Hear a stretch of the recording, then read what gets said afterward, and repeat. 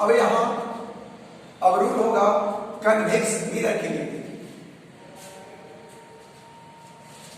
अब rules convex mirror के लिए देखिए, कन्वेक्स मिरर हो गया। अब कन्वेक्स मिरर में देखिए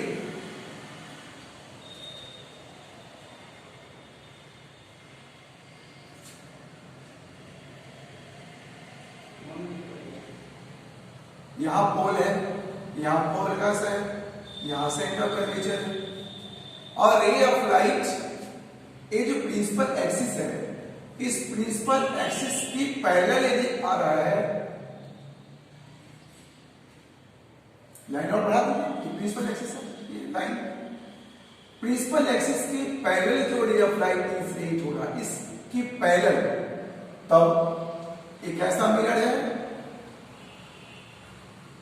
कन्वेक्स मिरर है। और रे ऑफ लाइट को करता क्या है, डाइवर्स, एक पॉइंट पर नहीं मिलने देता है। एक वर्ड और भी आपको बता देना चाहूंगा, यहां पर कन्वर्जिंग और डाइवर्जिंग की चर्चा मैं कर देना चाहूंगा। देखिए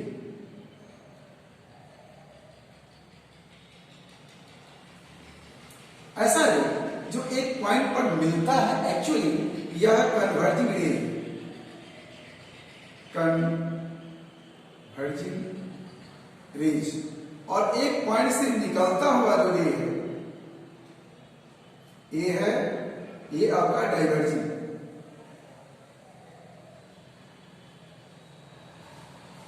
डाइवर्जिंग रेज। ये हुआ कन्वर्जिंग रेज, एक पॉइंट पर मिल रहा है, एक पॉइंट से जो निकल रहा है रे ऑफ लाइट डाइवर्जिंग। तो यहां ये जो मिरर है कन्वेक्स मिरर, ये डाइवर्जिंग मिरर का काम करता है, रे ऑफ लाइट को डाइवर्ज करा देता है डिफरेंट डायरेक्शन में। और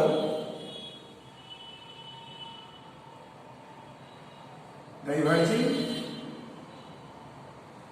मिरर, तो देखिए रे ऑफ लाइट क्या करेगा, when ray of light is sent parallel to the principal axis on a convex mirror, then after reflection it will divert through focus, और फोकस से डाइवर्ट करेगा।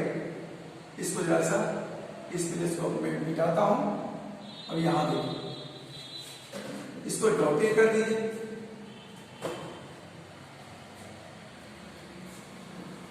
और इसी रास्ते से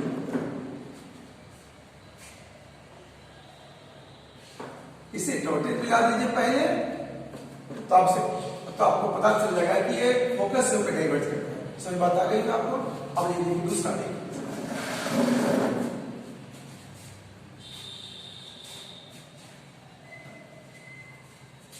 यहां पर पोल हो गया मिरर का, एक फोकस हो गया, यहां पर सेंटर का नेचर हो गया।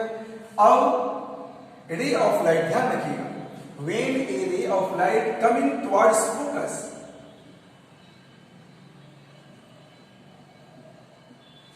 ray of light, if a ray of light coming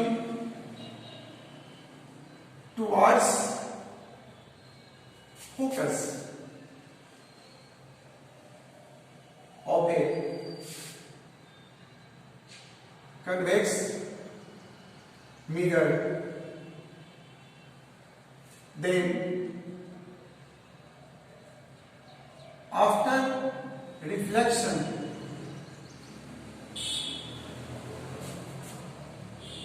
it will become parallel to the principal axis।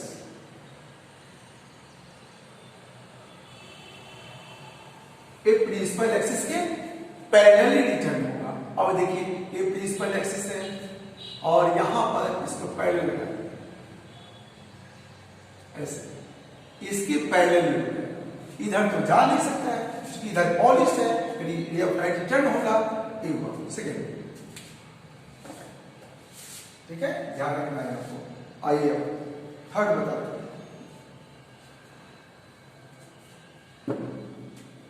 सी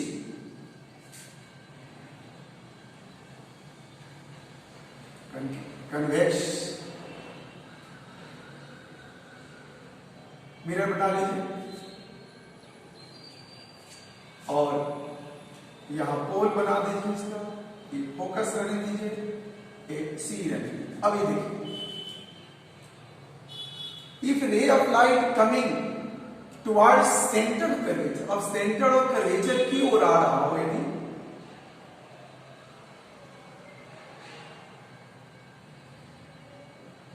क्या हो रहा है यहां पर, ray of light centre of curvature की ओर आ रहा है। If ray of light coming towards center of curvature, then it will bounce back through its own path. क्यों? क्योंकि यहां से देखिए ये नॉर्मल हो रहा है, क्योंकि मैंने बताया इससे पहले कि सेंटर ऑफ कर्वेचर से मिरर के सरफेस पर कहीं भी कोई लाइन से मिला दी, ये नॉर्मल हो गया, ये नॉर्मल हो गया, तो नॉर्मली इंसिडेंट हो गया। ये भी A90 है तो ये भी 90 होगा, इसलिए बाउंस बैक होना पड़ता है इसको ओन पाथ से। ठीक है, बात समझ आ गई होगी। अब डी को देखिए, नेक्स्ट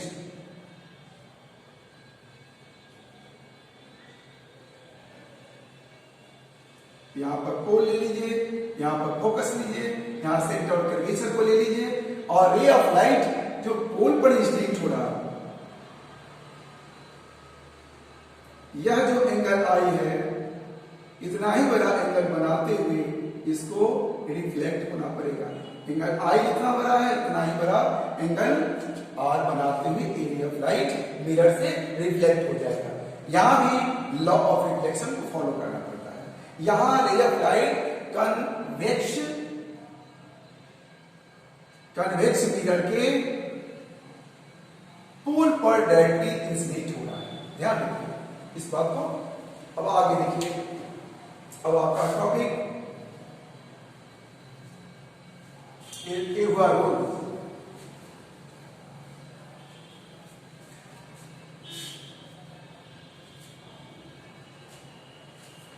एक चीज और मैं बताऊं, गौर से देखिए, यदि ऐसा कहीं हो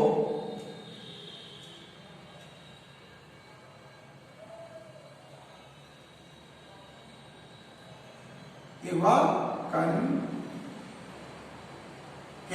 मिरर, और यहां पर इसका पोल है, यहां पर फोकस है, यहां पर सेंटर ऑफ कर्वेचर, ठीक।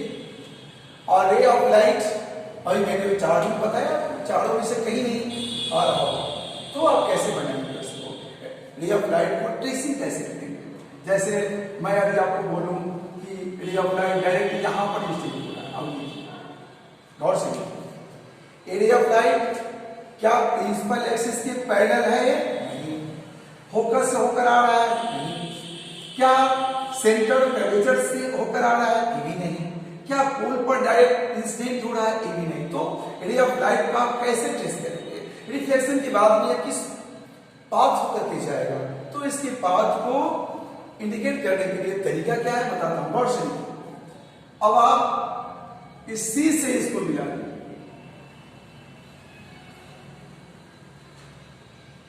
मान लीजिए पॉइंट का नाम है ए, ठीक है। तो आपको पहले मैंने बताया कि सी से होकर के किसी मिरर पर जो लाइन और लाइन में खींचेगी वो नॉर्मल होगा, तो ये नॉर्मल हो गया। तो ये अगर नॉर्मल है और ये इंसिडेंट रे है, तो इंसिडेंट रे और नॉर्मल के बीच का एंगल क्या होता है, एंगल ऑफ इंसिडेंस। तो यह एंगल आई हो गया, और जितना बड़ा एंगल आई है उतने बड़ा एंगल आर बनाते हुए इसको बढ़ा दीजिए, तो यह इस होकर के चला जाएगा, इस होकर के चला जाएगा, इस होकर के जाना पड़ेगा इसको ऐसे, ठीक है। इस बात को आपको ध्यान रखना पड़ेगा। बात समझ आ गई होगी।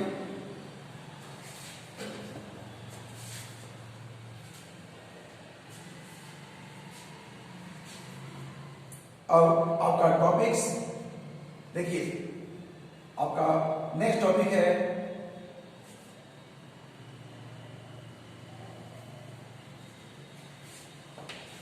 Formation of image.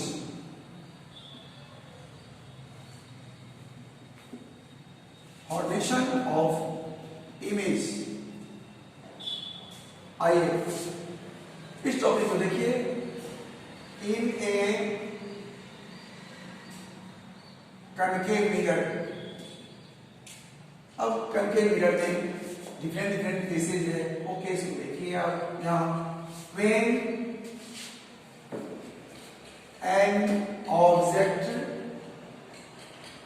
Lies at infinity, when an object lies at infinity, आप बना दीजिए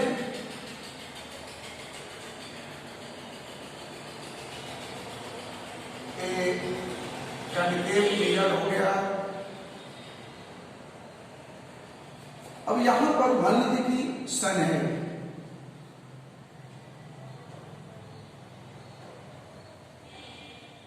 सन का इमेज कैसे बनता कनकेव मिरर पर, गौर से देखिए। यहां पर इस मिरर का पोल हो गया, यहां पर फोकस लीजिए, यहां से कर्वेचर।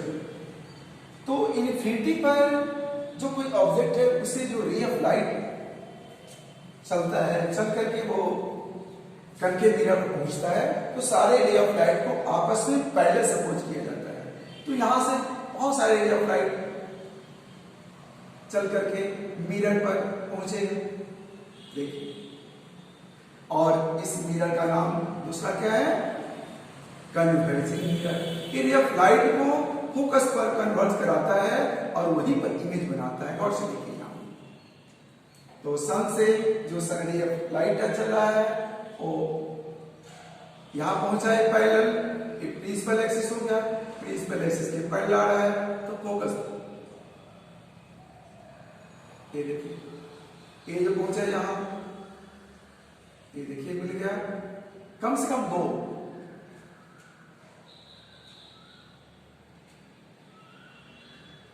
इसको रिफ्लेक्ट करा दीजिए, यहां पर क्या हुआ बताइए, ये पॉइंट यही सन का इमेज होगा।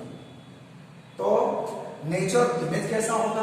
अब एक चीज गौर से देखिए, ये सन से सर्कल के जो रे ऑफ लाइट मिरर के फोकस पर कन्वर्ज होता है, तो यहां पर रियल कन्वर्जेंस का रियल मीटिंग हो रहा है। इन सारे रे ऑफ लाइट का यहाँ रियल इंटरसेक्शन हो रहा है। इसलिए रियल इंटरसेक्शन से जो इमेज का फॉर्मेशन होता है वह इमेज रियल इमेज कहलाता है। तो नेचर ऑफ इमेज को भी देख लीजिए यहां, नेचर ऑफ इमेज पहला रियल होगा, दूसरा रियल इमेज इन्वर्टेड भी होता है।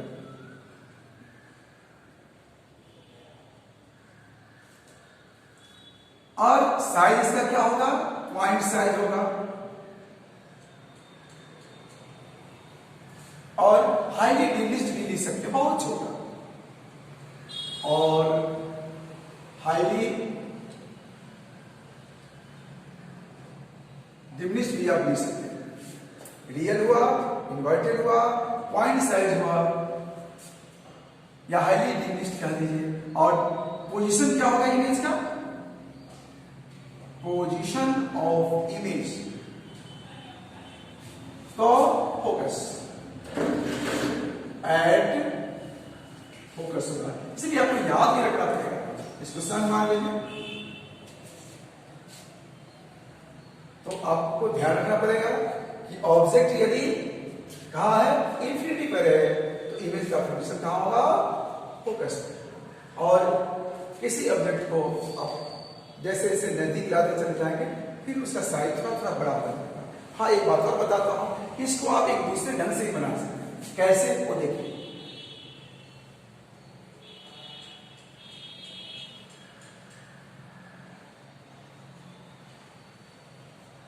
यदि कोई ऑब्जेक्ट इंफिनिटी पर हो, लेकिन मान लीजिए ऊपर हो, ऐसे यहां मिरर ऐसे और ऑब्जेक्ट ऐसे होगा, तो आप इसको ऐसे ही बना सकते हैं। यहां देखिए गौर से, ये पोल हो गया, यहां सेंट्रल कर्वेचर हो गया, ये फोकस हो गया। और रे ऑफ लाइट को लाइए यहां से ऐसे फोकस होकर के ऑब्लिकली आ रहा है, ऐसे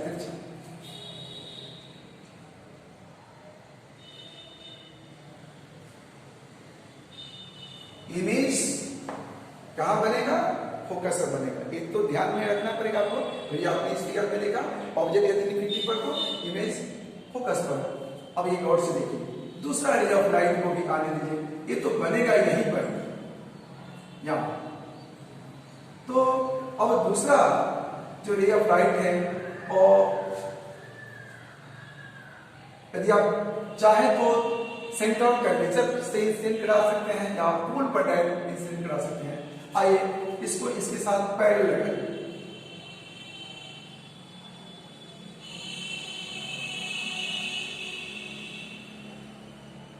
तो इमेज कहां बनेगा? ये फोकस पर ही बनेगा।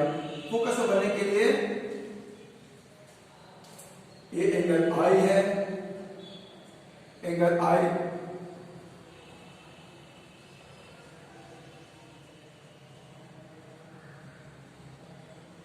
इसी रास्ते से वापस हो गए। जितना बड़ा एंगल आई है उतना बड़ा एंगल आर बनाते हुए इसको वापस, और यहां देखिए ये जो फोकस होकर आ रहा था रे ऑफ लाइट, वो तो पहले हो जाए।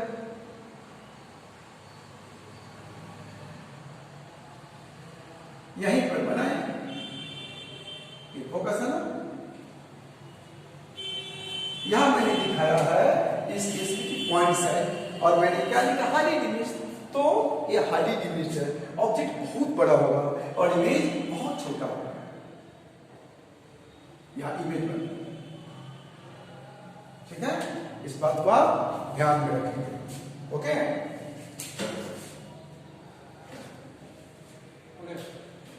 ये तो हुआ एक केस।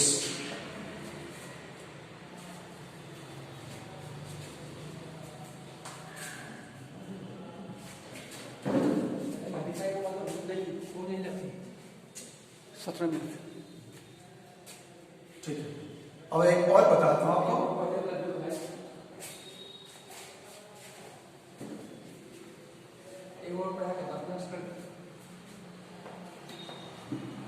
अब देखिए दूसरा, when an object lies beyond C, यानी सेंटर ऑफ कर्वेचर। अभी देखिए लाइए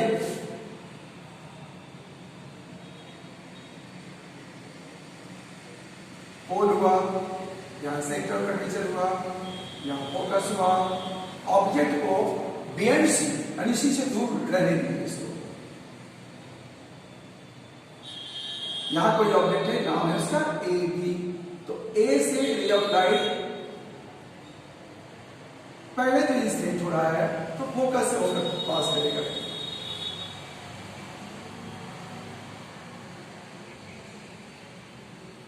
फोकस से होकर चला गया, रूल फर्स्ट मैंने बताया था। और दूसरा, आप रे ऑफ लाइट को फोकस से होकर आने दे सकते हैं, या नहीं तो डायरेक्ट सी से होकर।